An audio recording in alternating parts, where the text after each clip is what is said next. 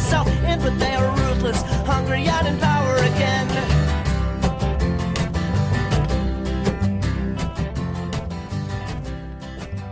What the fuck is up, gamers? Welcome to another episode of Henry Kissinger Is Pokemon Going to Die? Not a Threat. Just a fact. I'm Alex, aka Rashida Q Who. Now, It's very funny. can you explain that? Can you Yeah, please walk us through? I want to For walk me. you through my mind palace. Wait, So- one sec. I have to... Beeb? Yeah.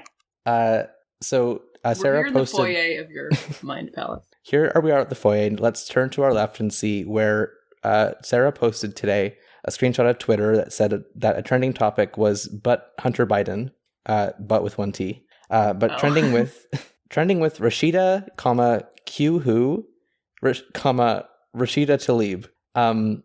Q Who probably being a QAnon thing for some reason, but the words Rashida Q Who posit to me an image of John Q. Public, but where John Q. Public is a Muslim woman, but also from Whoville. And that just really delighted me. I like that a lot. I really Yeah. like the sequence that leads to it being a coherent thought. Thank you I so mean, much. it's just a reference. It's just It's- good. Rashida Q. Who. It's very nice, and I'm sure if someone were to draw this, it would be just a nice picture. Just, Oh my god. just A nice little picture cute- that you like to see, unlike most of the times we say a nice photo that you'd like to see, in which it's just some piece of garbage. Just Garfield doing something heinous. Yeah. Who are you? Oh, I'm? Mm-hmm. I'm Antonio Gramsci Makara. Homest? It's Homestuck. But also, communist theorist, Antonio Gramsci. Okay, gotcha. Thank you. Hey, remember how Pete Buttigieg's dad was a Gramsci scholar, and then his son was that? Yeah, and his mom, big Vriska stan. Who is Pete Buttigieg? No Homestuck. Val, that was very funny. Yeah. Can I introduce myself, please? Yes, please. I'm Val Flight Cub, aka your little sister Valerie. Wait, no. I'm your wife. Oh, man. So, are we all excited for nominal front runner and Democratic nominee Joe Biden? I'm... No. Here's the thing. Here's the amazing thing. To me, I'm back Okay. around to thinking this is good. Because that came out wrong. I've come around to the Super Tuesday results were good, actually. Okay. Mhm. Because Biden has, this whole time, this past little while, whatever, there was, cable news. What am I fucking saying? The news was showing, Bernie's doing pretty good, but not that great against moderates. And it was how many votes Bernie got versus how many votes literally everyone else got. Right. And so it was 41 to 56%. Mm-hmm. I know those don't add up. Well, there are other people too, so it's Yeah, fine. there are other people. And even though that basically came true with the other moderate candidates dropping out and coalescing behind Biden, he still only has 50 more delegates than Bernie, who just is one person who has no one has dropped out and endorsed Bernie. You're right. But someone You know? whose supporters may support Bernie did indeed drop. Yes, but No endorsement, crucially, but she nonetheless. is taking a bubble bath and taking some space to herself. She's going on a Right. walk in the woods and meeting a fan with a camera, Mm-hmm. and that's it. Wait, what? Like Hillary. Did Hillary do that? Hillary did notably disappear into the woods for several months. She did, yeah. after the day Unfortunately, she did not stay there. yeah, remember the day after the election or something, she there was this I was walking in yeah. the woods and I met Hillary there and she's got a big smile and everything's okay. Oh, yeah. It was okay, but you were hiking in the... Uh-huh. Yeah. Yes. So lots of things have happened since we last recorded. Most depressingly, Pete Buttigieg did drop out. Rat mode is now finished. He suspended his campaign, right? Isn't that a different thing? Yeah, well, okay. Notedly, in one last moment of rat mode, when you suspend your campaign and don't formally end it, you your delegates like stay on till the convention, whereas I think it's something like they get redistributed based on the statewide vote because it changes the delegate calculation. Sorry, one second. I just have to. My work phone is ringing, so I have to fun. Oh, your work phone. delete it, I guess. Delete your phone. I can't wait to not have to think about Pete Buttigieg. One day we'll get there, except I'm trying really hard to make that a reality. the problem is that he is not going anywhere anytime soon because he's going to run for every possible public office. It was a spam. From work? I mean, my work cell phone, not a spam call. The fraud detection. Mm. You know, Sounds for my like my cell phone credit card. Hold on. Fraud Detection Center. Something about rat fucking. Yes, I'm Thanks. getting a text. Pete resigned, Pete has not resigned. but he didn't resign. What did I miss while I was gone? Sorry. I was basically just saying the delegate math that apportions the delegates based on like the statewide vote and results at certain precincts works differently when you actually end your campaign as opposed to suspending it where the delegates carry on forward to convention.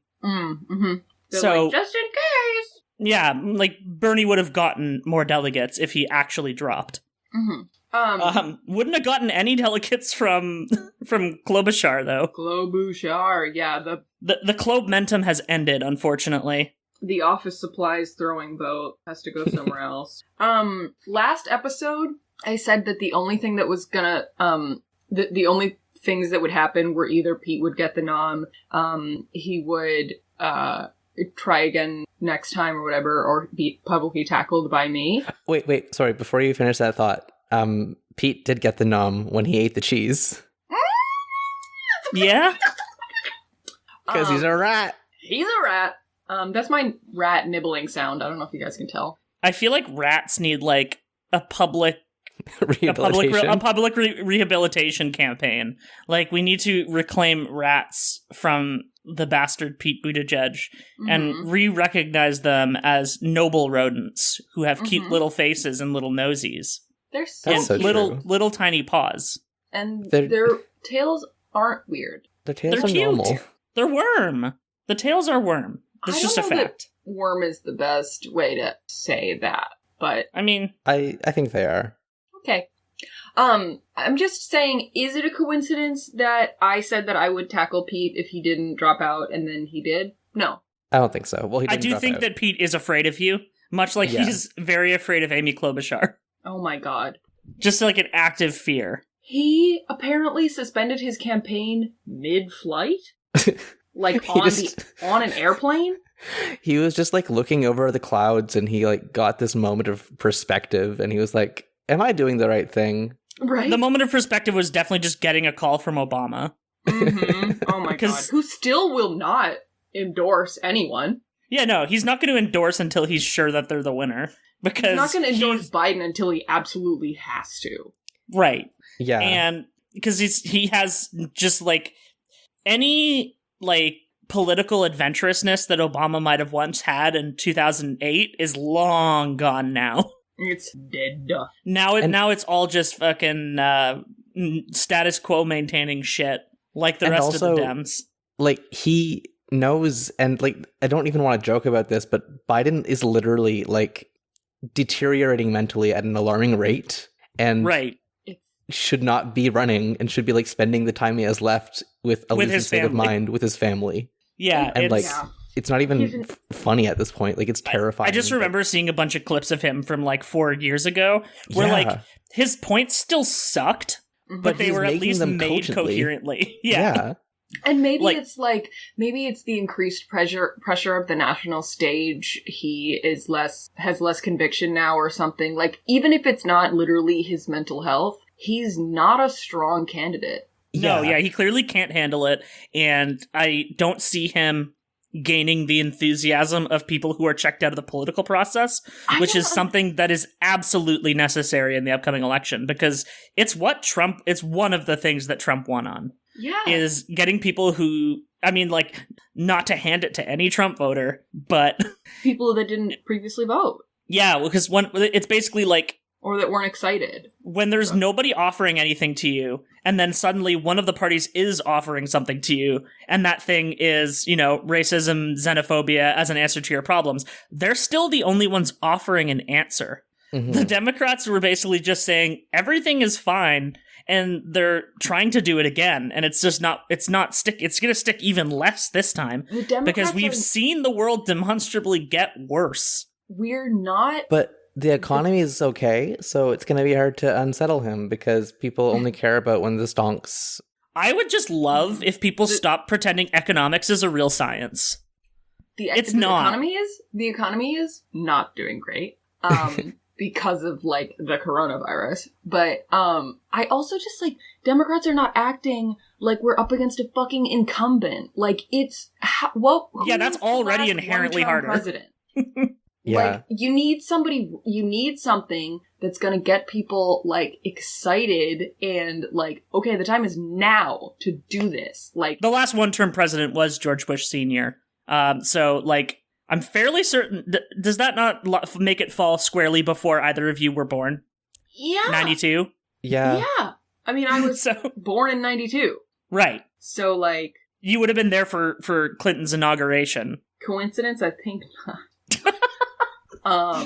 But yeah, no, like you have to be like running for something interesting and different. Yeah, and I do think that once, like people have been saying, and I really agree with this, like once it's just Bernie and Biden on stage and he's not like lost in the field of 10 people yelling over each other, it's going to be really, really clear that he cannot speak coherently, that he's like a very old man who cannot think. Right. I think another thing...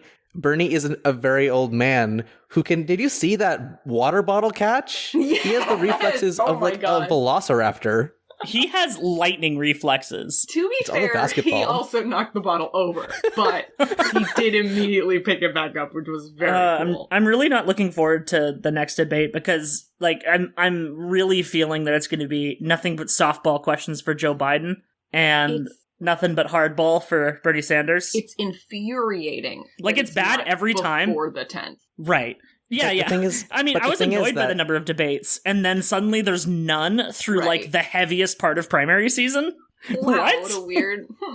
Like, if Bernie had won more delegates during Super Tuesday than Biden, like, there would have been an emergency one scheduled. I think there basically was. It just didn't actually involve any of the candidates because, like, I mean, there was just nonstop pundits talking about, like, the fall of Bernie Sanders. Like, they're acting like he didn't win anything on Super Tuesday. Right. Because they're ignoring the fact that California has the most delegates by far of any state that voted that day. Like, that, like, it's so many more. Yeah. And it's not like winner takes all. It's proportional to how many. Well, none of them were on Super Tuesday, right? I don't know. I didn't know there would be follow-up questions. I'm pretty sure that none of them were. And just to like remind people, like California was one, and like Texas was narrowly lost, despite like enormous voter disenfranchisement. Yeah. Like blatant closing of polls in poor locations. Poor locations in college towns. Yeah. And then the next day they talk about how like bad the youth turnout was. Like, gee, I wonder why. Yeah. Half of them were at the poll and then just went home. There was one polling location for all of UCLA. Yeah. That's like 40,000 people. Yeah. The polling location breakdown in Canada, the way that the polling places are laid out on election day, I think it's something like 500 to it's like I think it maxes out at 500 people. Wow. Like assigned to a polling station. I'd have to have the list in front of me.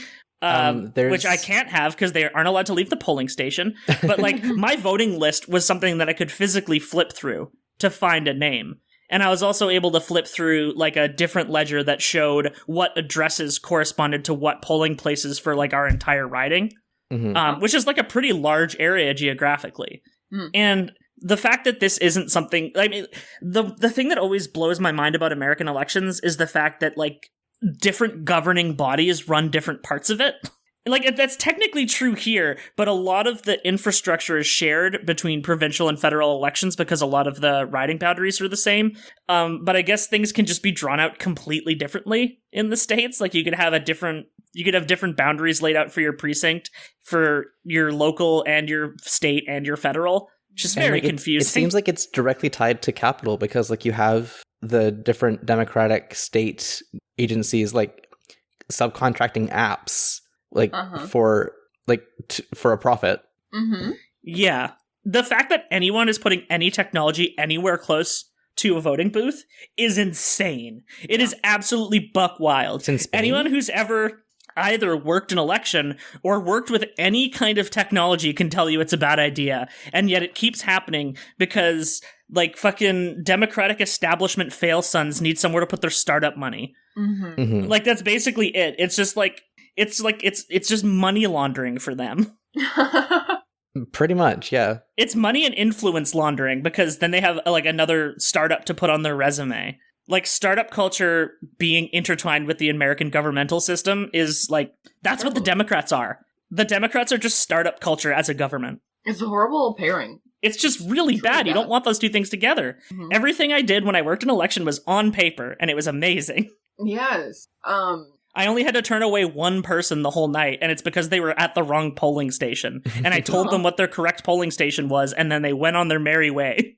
When I went to vote, I brought my lease and my passport, because, like, you don't actually have to show ID, but I like, checked where I was registered to vote, and it was, an old address. Right. And I was like, this is not right. So do you go to the polling station for your new address then? No, I went to the one for my old address because they would have my name on file. And I was like, and I moved within the same town. Here's my, like, evidence of that. I was like, this is what?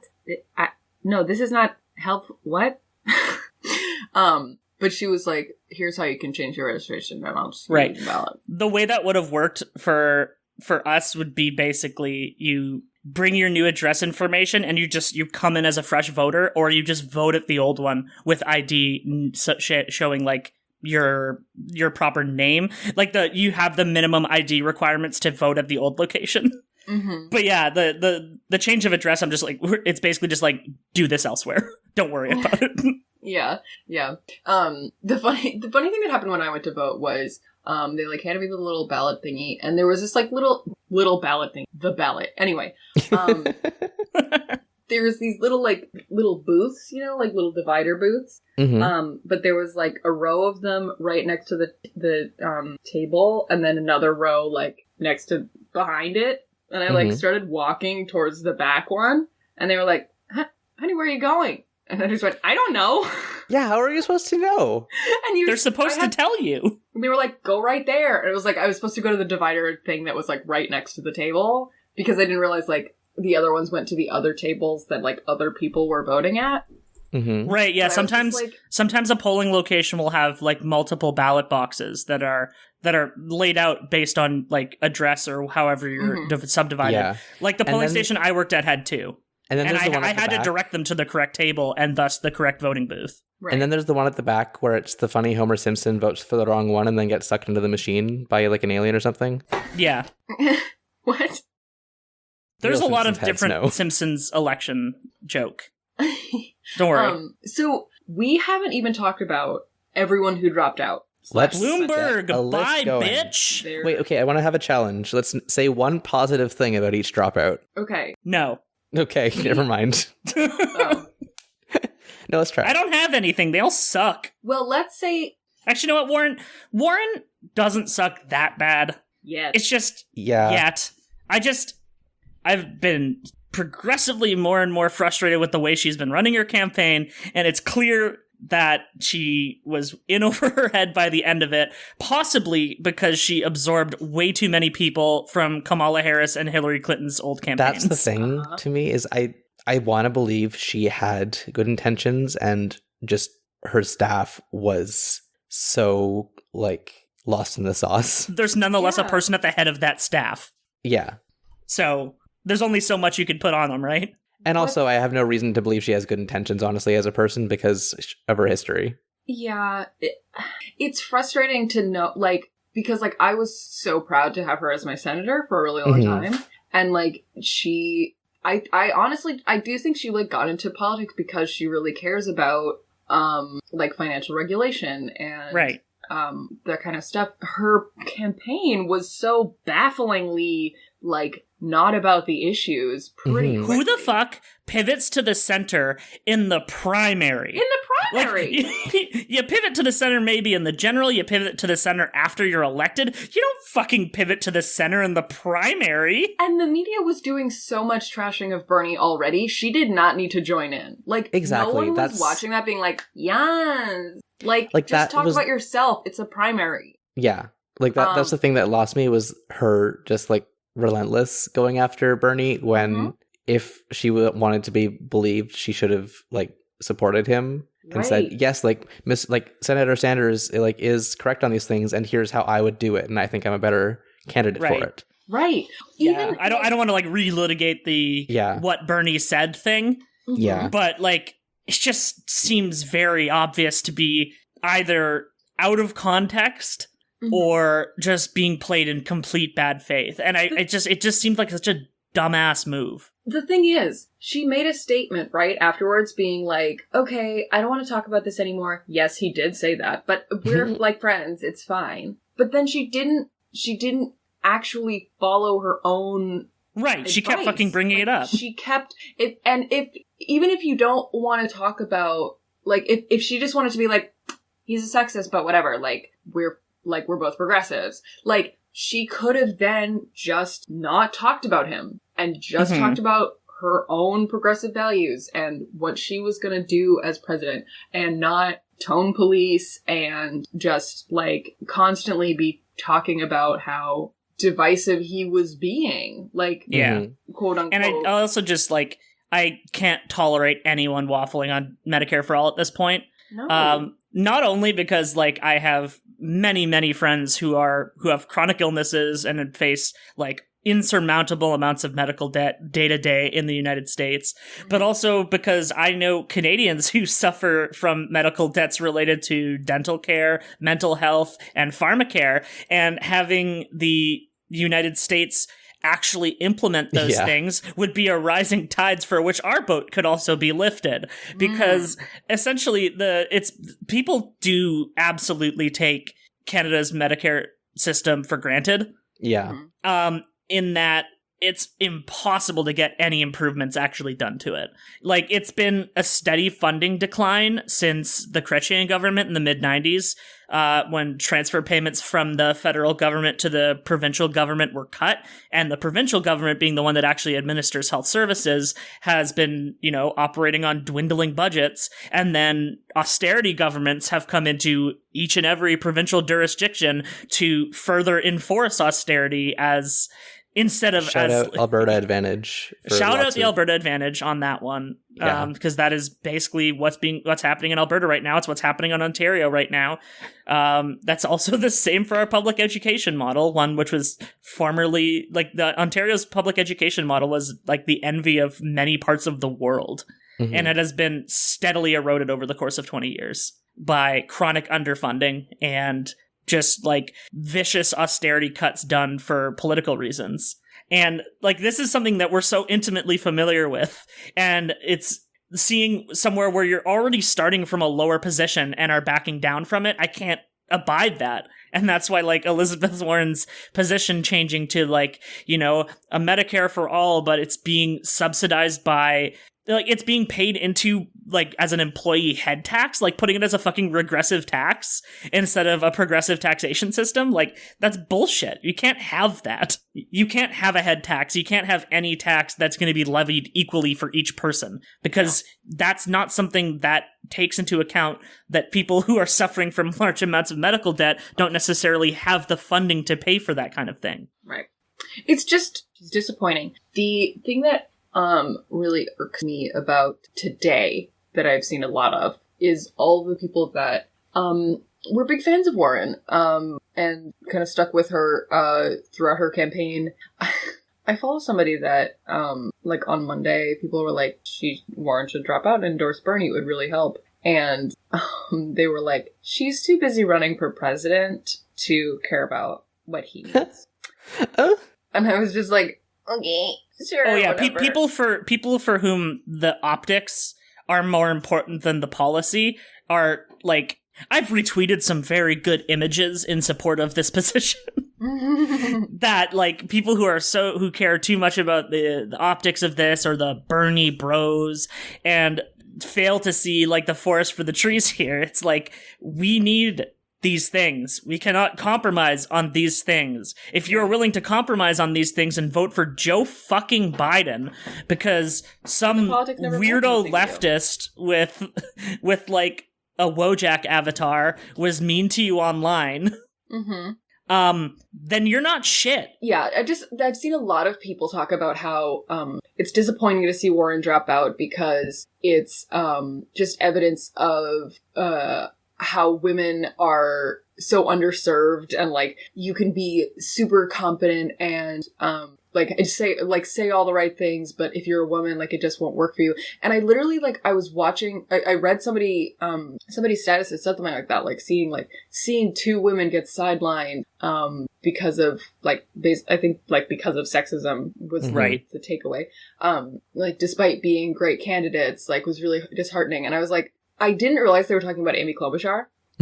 And I was like, how is winning the popular vote getting sidelined? Because you can't say that Elizabeth Warren was eliminated from the nomination because she's a woman, because we literally had a Democrat woman, old white woman candidate who was overly qualified, extremely, had the same optics as Warren of being educated, of being well-spoken, of being level-headed, without, the great progressive history, or, the better progressive history that Warren has in Hillary Clinton. And she won the nomination and the popular vote. You can't say that it's because she's a woman that Warren became, nothing. Right. Her policies became worse, and then she started getting less votes because of it. Yeah. She didn't have the on-the-ground support because she did not have running a weird fucking campaign.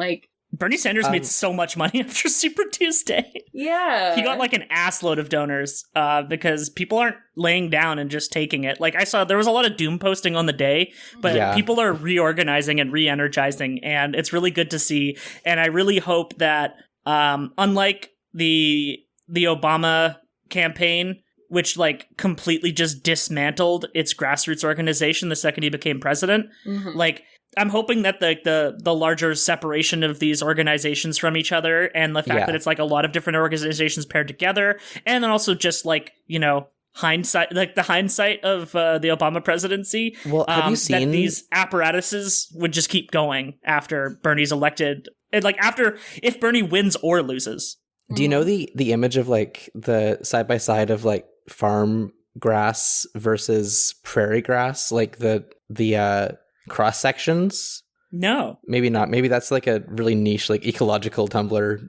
Were you looking at botany shitposts again? Probably, but it's just it's a cross one of those walls that has the dirt right up against it, so you can see the roots, and the farm grass that's meant to be harvested and then die and be replaced next time. The roots are a foot deep, and then the prairie grass that was meant to live every year and be grazed on by bison and be the ecosystem in itself and be an enormous carbon sink. The roots are fucking 8 feet deep, and they hold the entire earth together. And that's not only a beautiful metaphor for how real grassroots is meant to be permanent and long lasting and not be harvested and left behind to rot every year, but it's also literally the climate. We need literal grassroots as well as economic or political grassroots. Also, fuck lawns. Fuck lawns. But unless we stand native grasses only. Exactly. Native grass lawns are the best. Oh yeah, I wanted to compare the stuff about Warren losing being misogynist to someone who told me Pete was a great candidate, but America just wasn't ready for a gay president, and the old people just didn't vote for him, and it was all the young people. And I was like, are you fucking stupid? Nobody under 40 likes him at all, including his husband. Oh, okay. His husband likes him. Pretty sure. Maybe. Chasten Biden, I'm sorry. I mean, Chasten Buttigieg, I'm sorry, come on the show. Oh, God. I mean, Chasten Buttigieg is the one who canceled that Buttigieg fundraiser at the gay bar because there was a stripper pole, so... We don't under any circumstance have to hand it to him. He is, yeah, I mean, he was respectability politics personified. Right. People didn't like Pete, not because he was gay, but because he was literally all of the other things that he is. Yeah, literally every other thing about him. Yeah. Everything else.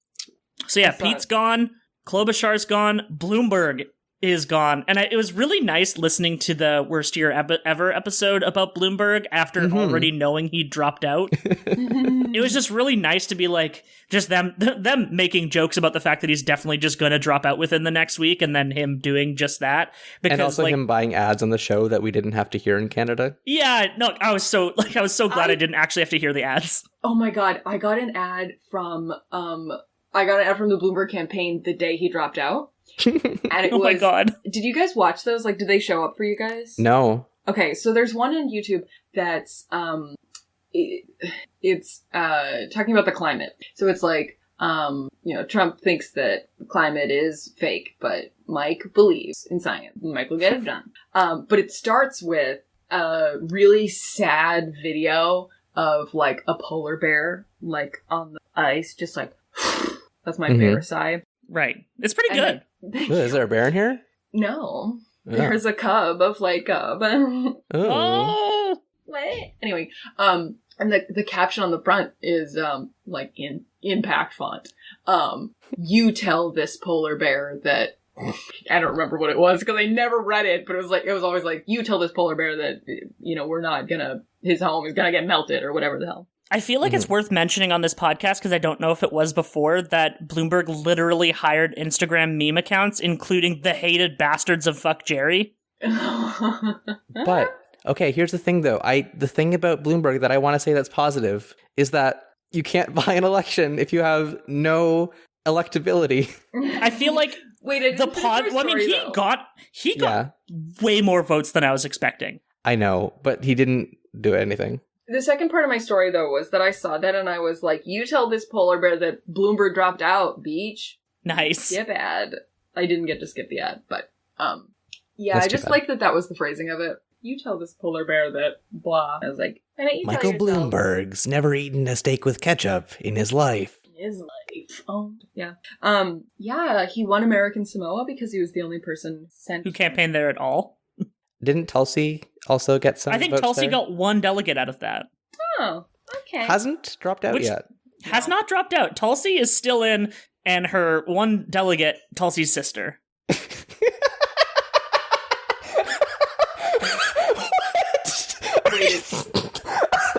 that a delegate? No, just mentioning Tulsi's sister. Oh, It's worth mentioning at all times. No, is that... No, hold on. Is her delegate her sister? No, I don't think so. Okay. So what? It was just like it was an old tweet that was like where she was like speaking in her sister's voice, and also it was Josh's name in the HKIP Discord was just Tulsi's sister in brackets for like 2 months. But I wouldn't be surprised. I don't actually understand exactly who delegates are physically as a real person. people, or are this numbers? They're people. It could very much just be Tulsi's sister. I don't know how it works. Like, I don't know who has to pick. I mean, you must be delegates for your precinct or whatever it's called. But who are they? I don't know. What do they do the rest of the time? They just wait for their little marching orders, and then they go to the convention on a little vacation. They just power down and sit in a dark room. Mm-hmm. It's like Maybe Bender's apartment. It's like Bender's apartment on Futurama. He just like Yep. Matt, what the? I was just thinking about Bender's apartment on Futurama this morning. God, I wish that's a Toronto apartment. It's $6,000 a month for 2 cubic meters of space. It's fine. The closet Shelp is just great. shared the tweet in question. So this is good. Tulsi Gabbard tweets, "It's clear who MSNBC wants to be president, Elizabeth Warren. They're giving her more time than all the other candidates combined. They aren't giving any time to Tulsi at all." And then it's a little dash V. Tulsi's sister. Quote from V. Tulsi's sister is V Vendetta. from V for Vendetta. Tulsi's sister is Hugo Weaving. Not even like my sister, Tulsi's sister. Oh, well, she doesn't write her tweets. There's no fucking way in hell. Well, then what? Whatever. Also, Tulsi, just a reminder, is like a Hindu nationalist. Yeah, no, yeah. Fuck Tulsi Gabbard so much. She supported the Gujarat riots in 2002. Wait. I have something to try here. Tulsi's sister. Oh wait, that's Tulsi's wife. Okay. I don't. They switched on me. Oh, okay, right. Yeah. I thought you were doing like a funny Game of Thrones incest or something. No, just sadly commentating on Joe Biden's inability to form a complete thought. Honestly, if that wasn't the only thing if that was the only thing he had messed up on, like, whatever, people stand on the wrong side of you sometimes. He, didn't look back. He was just, reached his arm out and was like, this is my sister. And then, when he turned to his sister, it was like, nope. But, he said... That's my wife! What if he'd said it in a Borat voice? Then I'd have to vote for him. He would... All the superdelegates would... The superdelegates would flock. Yeah. All the superdelegates would stand up and clap. Yes. And so would everyone else. And I saw the baby and it looked at me. What was I saying? Shit. Oh, the thing that really was to me like, oh, he's not good at speaking was, he was talking about how he wants to make healthcare not quality, but only affordable.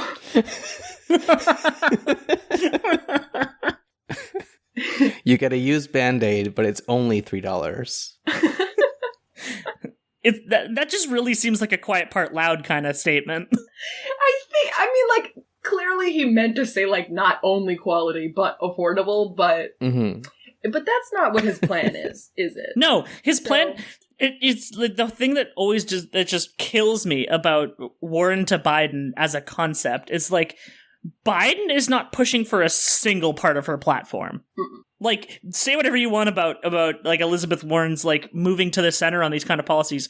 Joe wasn't there in the first place. That's where he lived. Yeah, he's literally he was already to the right of even her center pandering. He was already over there. He's what she was moving towards, but he's already there, and I'm sure will just go worse. Oh my God. I saw a Facebook post that I typed a little response to and then didn't press send. They're like, we're friends. We don't need to do this right now. But somebody was basically without saying it was to Bernie or bust people, was talking to why you have to vote blue no matter who. And it was even if your candidate didn't win, you're not just voting for you're not voting for the president, you're voting against Trump, Mm-hmm. Right. And was you're voting against kids in cages, you're voting against, anti-Semitism, you're voting against, I don't remember all the things they were saying, but there was stuff you're voting for a woman's right to choose, you're voting for and you're voting for whoever's gonna pick Ruth Bader Ginsburg's potential Supreme Court replacement. You're voting for, and I was just yeah, that's why I don't want it to be Biden. Yeah. Hey, remember Biden making sure that Clarence Thomas made it to the Supreme Court? Yeah, I do. One of my earliest political memories. Good thing that person was vetted and isn't on the Supreme Court. No, he's still there. No, he is. He's there. And he is just I Clarence Thomas sucks for a lot of reasons, but he is profoundly fascinating just as a legal subject. Because he opposes affirmative action as a black man for black nationalist reasons. Oh. There's a lot there. I highly suggest just looking into and reading about Clarence Thomas because he genuinely fascinates me. Because I just don't. I would love to understand how this man's brain works. Do we have anything else to say about election? There's more coming on Tuesday, including Michigan, which I think is going to be as much as it's not a huge state delegate wise, it just seems like a pretty good litmus test as a state that was lost to Trump. Yeah. And I think it would be interesting to look at. Is Wisconsin also tomorrow? Next Tuesday, on Tuesday. The 10th? Yeah. It's a great question. No, Wisconsin's not till April. Because that's the other one that I think is in a similar position to Michigan. I have a suggestion, and this isn't really related to policy, but I think it could help people out.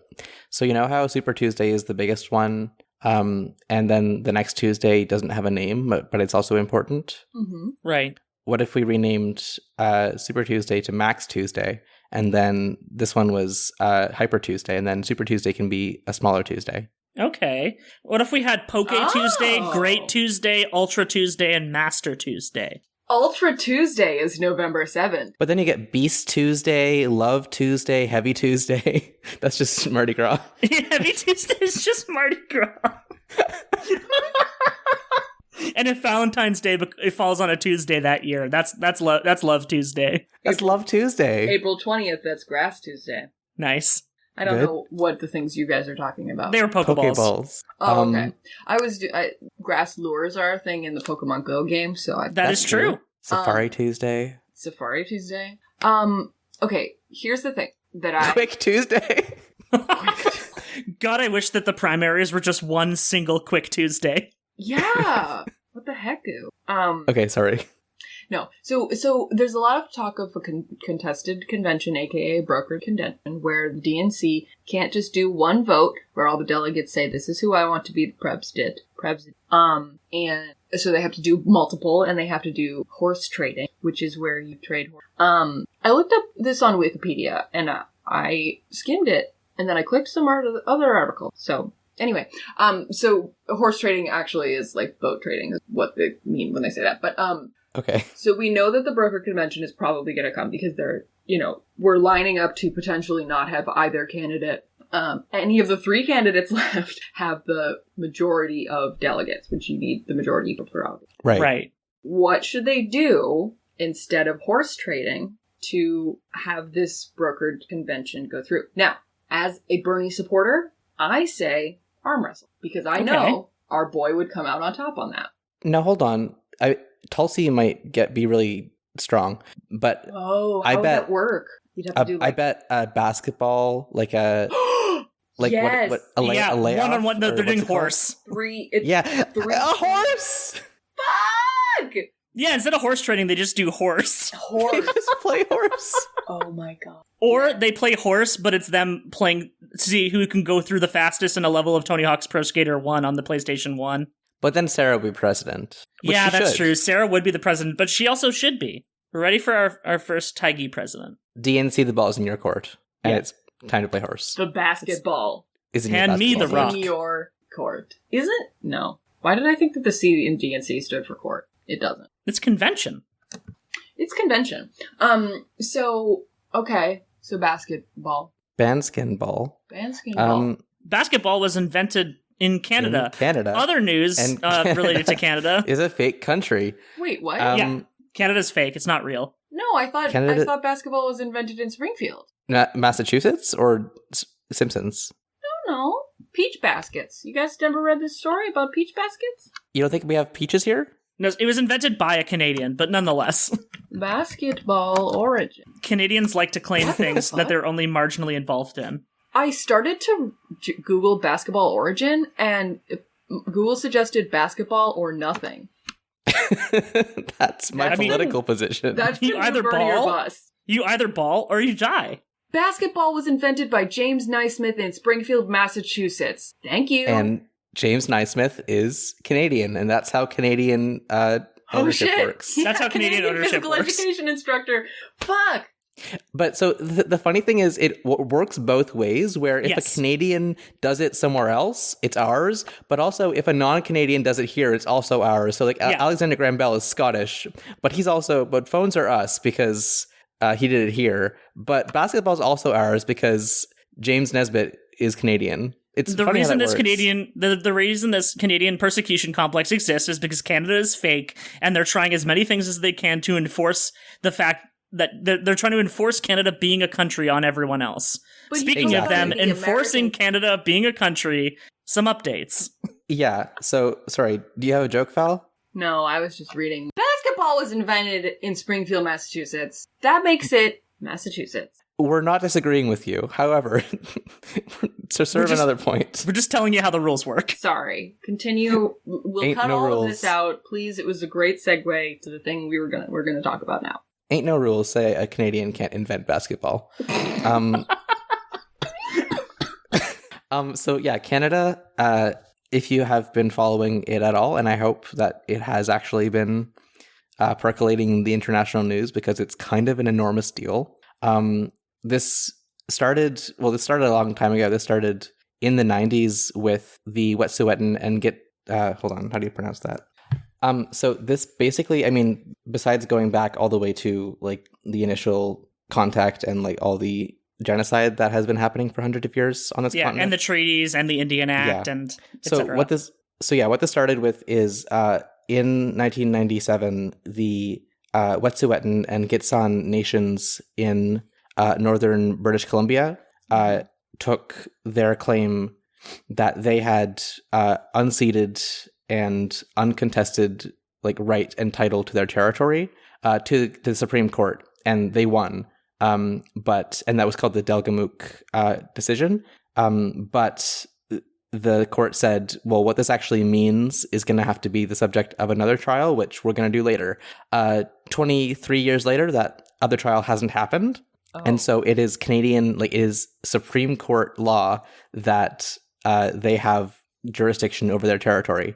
But that doesn't have any legal ramifications because we didn't get around to it yet. Mm-hmm. So that means that when this pipeline was getting started a few years ago and got the approval, quote unquote, of all the elected band councils along its route, which are councils that were created under the Indian Act, which is a very awful racist I think I went over the difference between the elected band councils and the hereditary chiefs on the last episode I was on with Sarah. Just a huge but either way, they're fake. Simplification. Yeah. They're fake. They're enforced by Canadian law, and they are bought and paid. Bought and paid, basically. And also the fact that they support this doesn't mean that their constituents support this, because that's not how electoral democracy works. Yeah, and even in the case where they specifically support it, their jurisdiction only applies to the reserved tracts and not to the unceded land. And the pipeline does not go through the reserve, it goes through the unceded territory.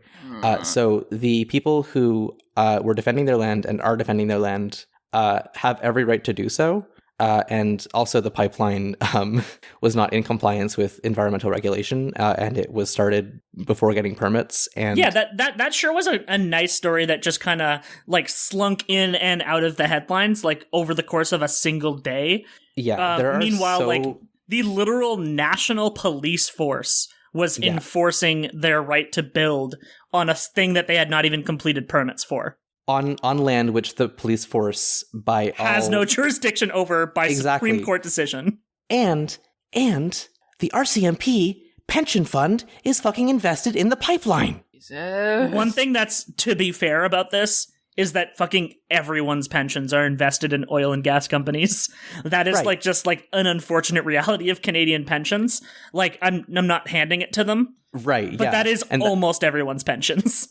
I know the Ontario teachers, pension is heavily invested in resource stocks and also weapon stocks. Of course.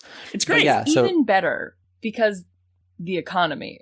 Yeah, that's an exact, that is a cartoonishly simple, depiction of how police violence upholds capital. Yeah. And how this country was literally created to facilitate resource extraction and removal of Indigenous peoples. Yeah, I feel like I need to retweet the Canada is Fake article onto the HKIP timeline sometimes around this episode, because one, it's a very good article, and two, it refers to Canada as 3 resource companies in a trench coat holding a gun, which is just really funny. And true, but also funny, and also sad and devastating, but also just a really funny image. Yeah, so that's what started this whole thing, was this unlawful pipeline, unlawful in every way. And then what happened was there was a lot of support for the Wet'suwet'en land defenders, and it caused some other Indigenous people to rise up across the country and do the direct action of having rail blockades. And these were actually mostly not literally on the rails, not literally putting their bodies on the tracks. They were just hey, we're beside the tracks and we don't want any trains to go through. Okay. This quote unquote brought the economy to a halt.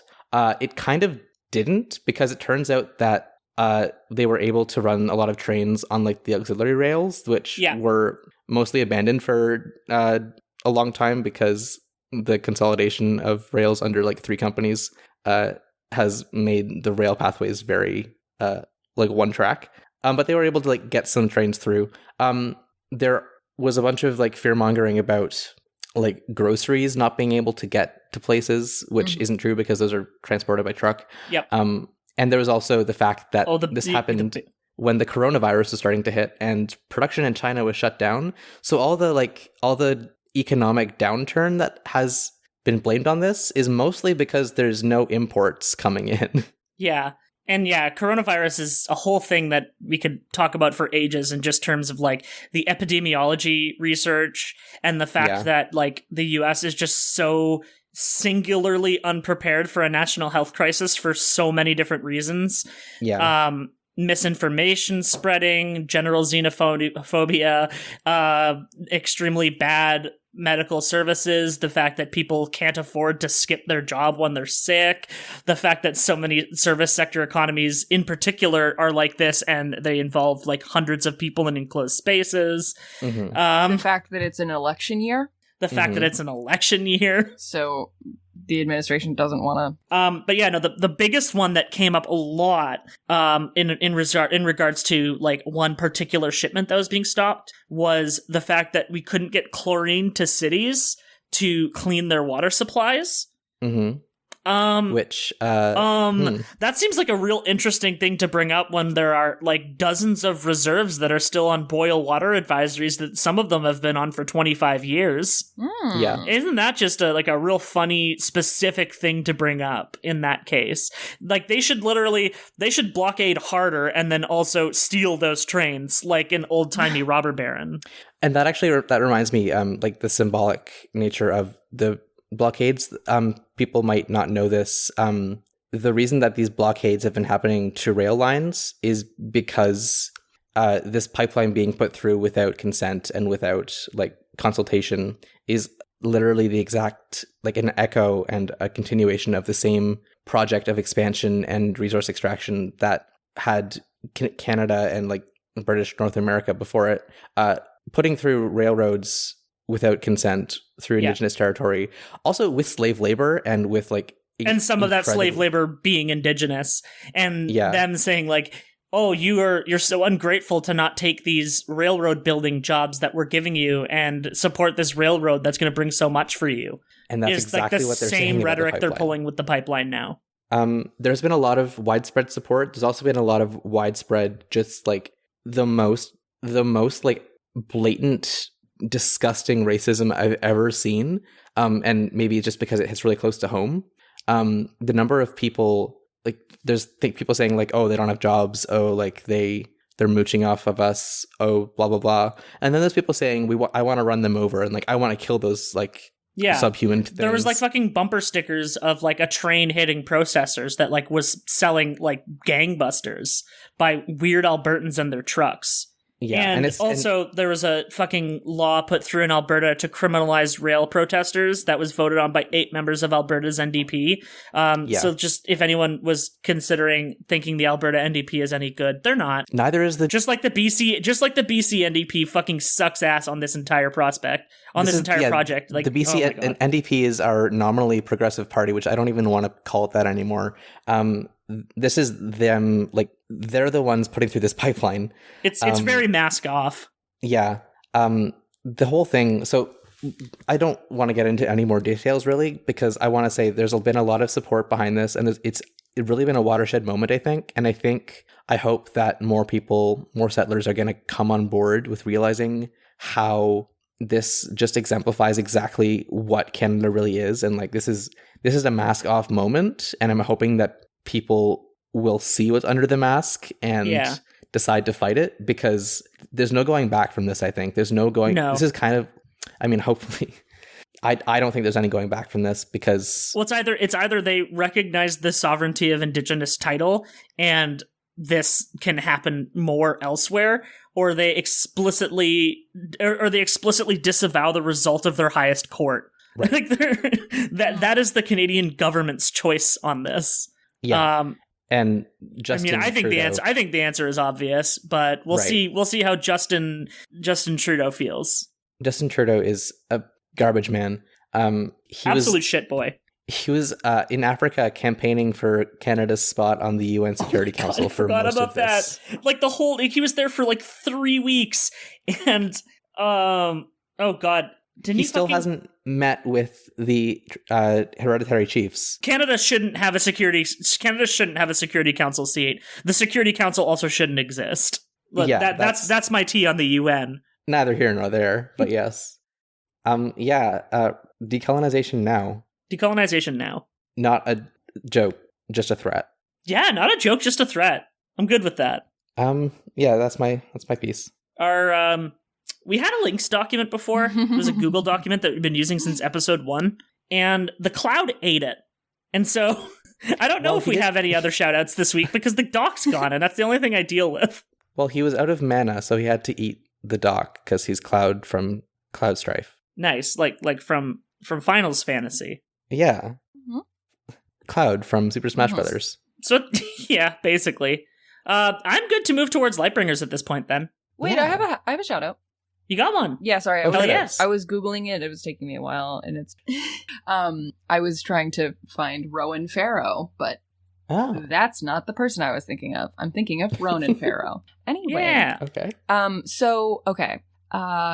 This is, I think, an ongoing story, but I think it's uplifting. There is a publishing company called Hatchet Book Group, which published, I believe, like Ronan Farrow's most recent book, which is Catch and Kill. Yeah. And like he has other books coming out.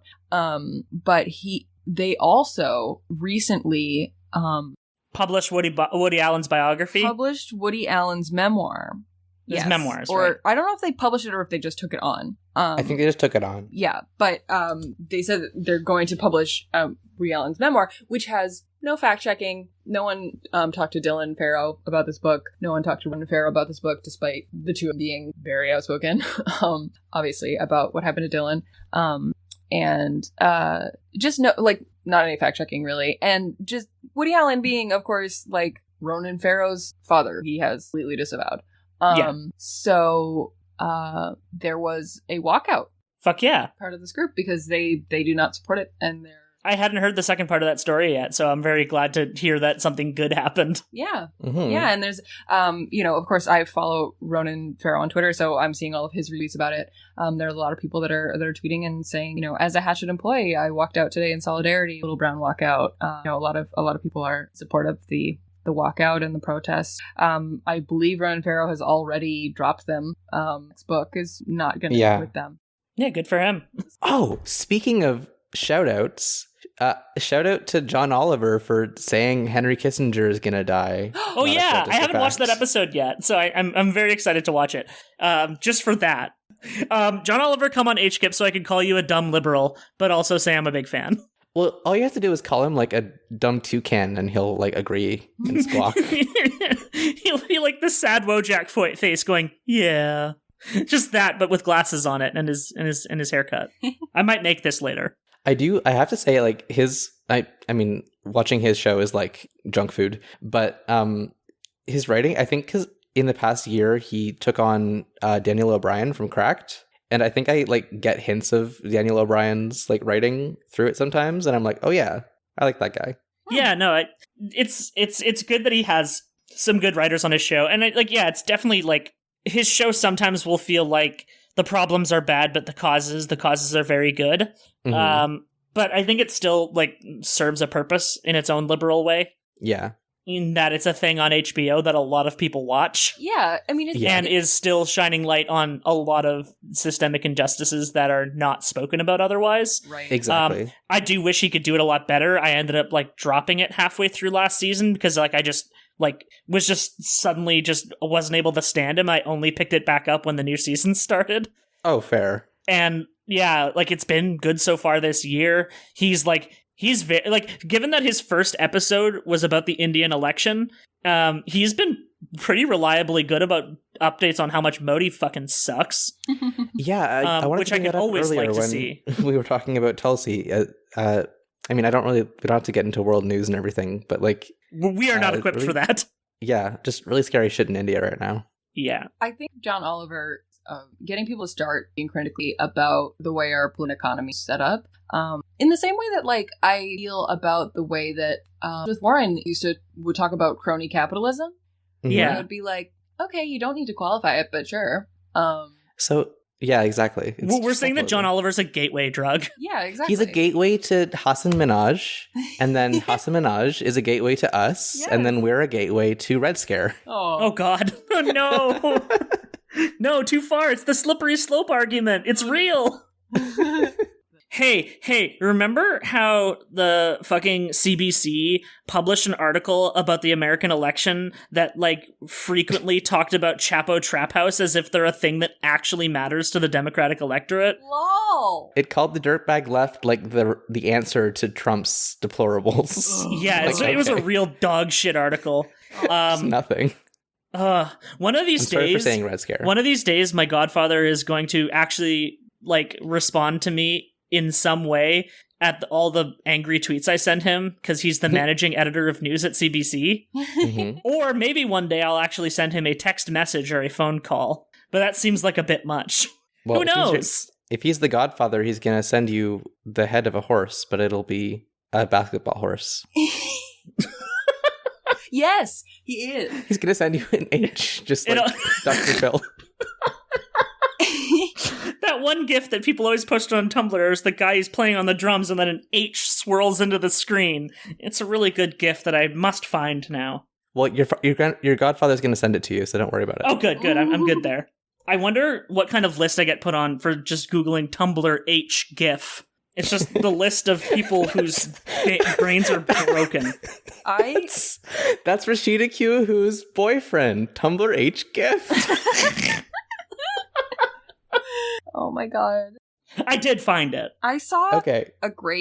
no, that came out wrong. I saw a tweet that I did not like. That was talking about why H is such a great like letter to post by itself.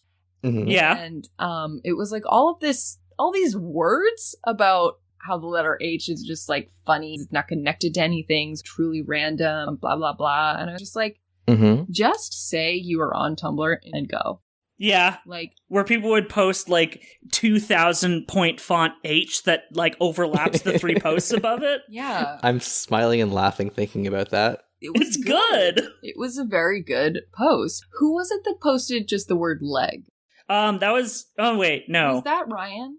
I'm not sure, but all I'm thinking about is the time that Ori posted the gif of the Pottermore sorting, but replaced Ravenclaw with leg, and it was Leg House.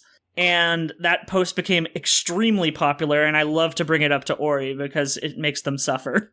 Leghouse Van Houten. I love seeing like a post that's just the letter H, and it was posted like 2 hours ago, and it has 1,000 because It's good. It's 2013. You're posting on Tumblr. Everything is good. that is actually not true. Hey, you want to bring it back with some light bringers? Yes, I had one, but now all I can see is this H coming at me on this GIF. If you close your eyes right before the H gets there, your brain will think that you're H. I'm H? It'll trick your brain into thinking you're H. Some people find this very relaxing. Do you think I could find a KIPGTD as well? There's only I think one way you to could. know. I mean, I just tweeted it to the HGIF Twitter, just the HGIF, with no explanation, context, or caption. You just have to keep Googling. Anyway, I had Lightbringers written down, then I forgot about them, so I'm just gonna Lightbringer a Kickstarter that just ended that I contributed to, and it's for a documentary called Your Friend Logan, which is about the musician Logan Whitehurst, who's one of the bigger inspirations for Neil Cicierega's music.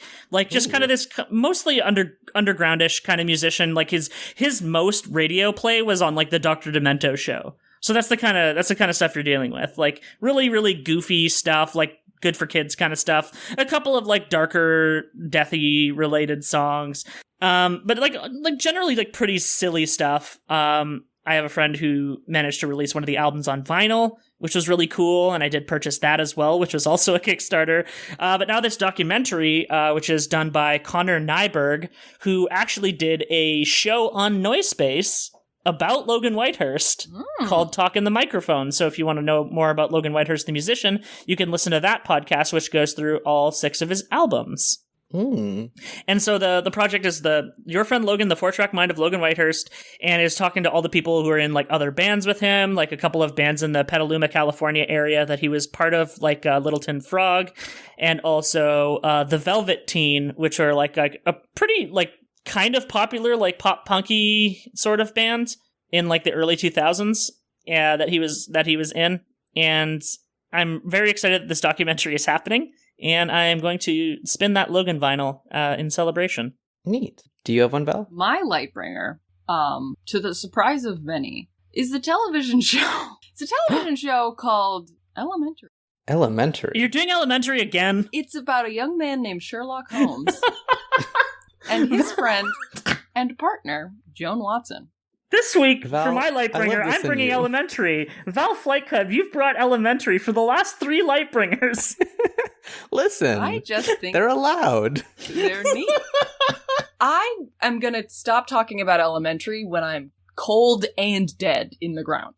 As opposed to just cold in the ground. Yes, obviously. Sometimes I like to take a dirt nap, by which I mean digging a hole in some dirt and laying in there and napping. I mean, who among us? Right.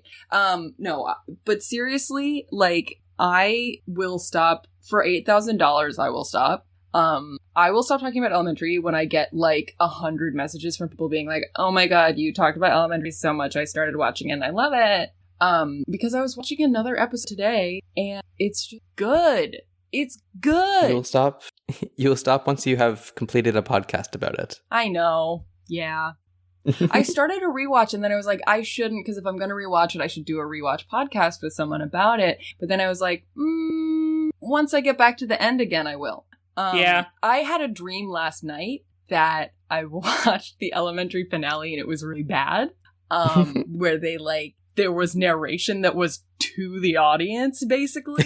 And, like, they opened a restaurant, and also I was one of the characters in it. And they didn't know that you had to rinse meat, so they were serving to people that tasted like bleach. Which, PSA, oh, I don't like this. You don't have to rinse meat. It doesn't taste like meat. It doesn't taste like bleach, and you don't have to rinse it.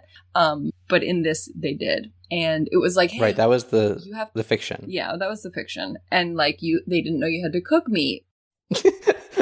Like, or you had to cook meat, but they didn't know like which order you had to like cut and then cook it. It was bad. Also, I was just watching it and I was like, this is a bad series finale, and I remember it being good. So I don't know why they made this one.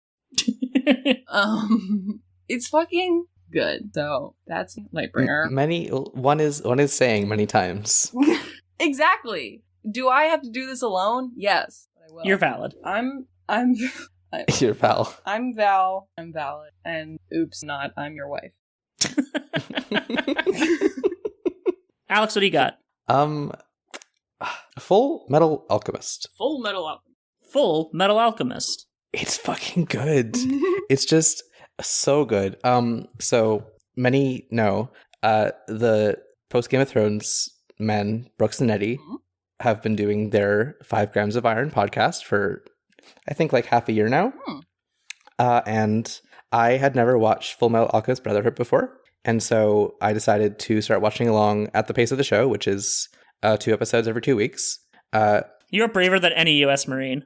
Some people started that and then watched the entire thing in, like, what was it, 2 weeks, Matt? Like, between episodes 1 and 2. Yeah. Yeah, and I don't blame you because it's fucking good. But since I'm, like, in school right now and working and don't have a lot of time for media consumption, just having my alchemy homework to do every 2 weeks is delightful. It just, like, gives me this catharsis of just very good media that I get to enjoy. And then make a tweet about how Full Metal Alchemist Brotherhood is good. And you haven't even gotten to meet one of the best characters yet.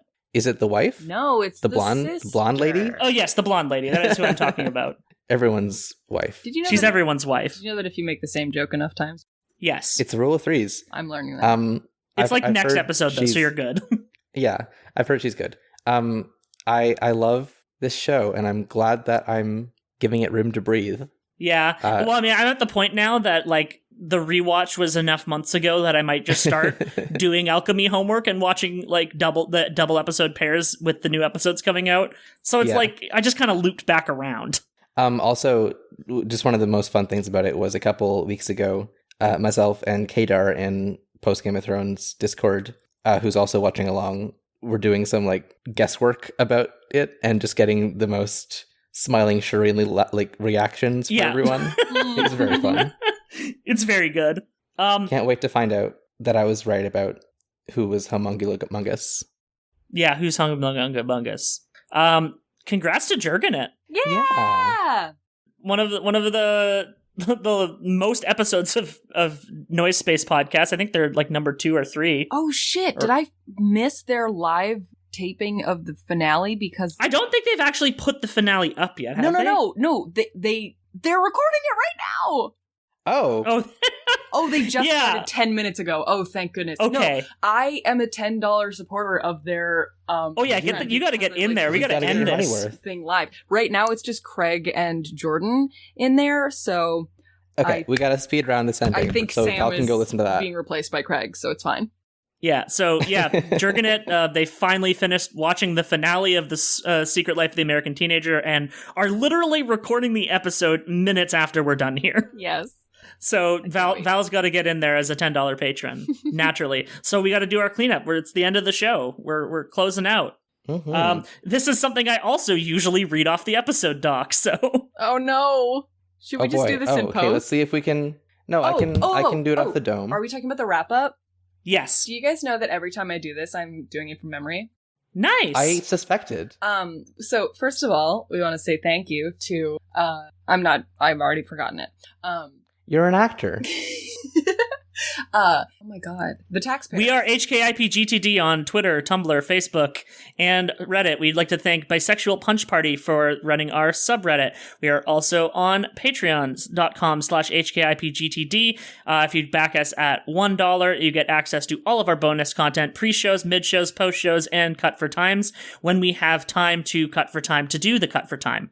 It's just other content. We'd also like to thank the Taxpayers for the use of their song Evil Men off their album Cold Hearted to Town. Hell yeah. You got and $5 patrons get the role of Comrade and get a special role in the Discord. And after that, we have Conrad, which is our $10 role where they can listen live as one person is doing right now. Mm-hmm. And as Val will soon do. As Val will go soon do with a different podcast. Yeah. Oh yeah, Stephanie is listening to precisely 1/3 of it. Mm-hmm. Because she's just listening to me talk. Yeah. And she's doing it for free. Yeah. Yeah. She's kind of but also the paying. podcast. She is actually a $10 patron, so. Yeah, she's allowed to download it because she pays for it. Yeah, exactly. Is it just patron read-off? I believe it is just the patron read-off. So thank you to our $5 and $10 patrons. Hello? I don't have it. I'm sorry. Oh no, I have it. I thought you drifted off there. No, I said thank you to our $5 and $10 patrons. Did you say patrons? Yeah. Because you're cutting off. I said patrons. Oh, okay. You cut off on patrons both times. Oh! Thank you to Asexual Fish Tank, Alex H, Alex Shoup, Alex Hoot, Argyle Funk, Ashy New. Oh wait, hold on. Oh no. Argyle Funk isn't. He's a $1 patron. Hold on. Did they all get names? Did they get? No, it's 5 and 10. Okay. Did they? Thank you. Did this get reorganized on the site? Yes. Okay. It always seems to be different. Thank you to Asexual Fish Tank, Alex H, Alex Shoup, Alex Hoot, Ashy New, Bryant, Bryce, Burgermeister, Chaz Goblin, David Besser, Destryhawk, Dijonais, Jacob Sears, Jane Wick, Maximilian Rower, Neve Noel Williams, Nick Clarkson, Non-Binary with Left Beef, Patrick, Van Brunt, Paul Blart Fleshcart, Pregnant Seinfeld, PR the Disaster, Stephanie Ruff, Summer Geist, The Tallest Jew, Tuster McGee, Win, and Your Sapphic, Minecraft, Beewife. Thank you so much for the wonderful patron read and also that wonderful patron name, which I will never get over. It's just so good. So this has been Henry Kissinger Is Pokemon Going to Die? Memento Pokemori. Memento Pokemori. Memento Pokemori. I said that badly. Memento Pokemori. Memento Pokemori. Memento Pokemori. Pimento Pokemori? Memento Mori? Pokemori? I don't know. Goodbye.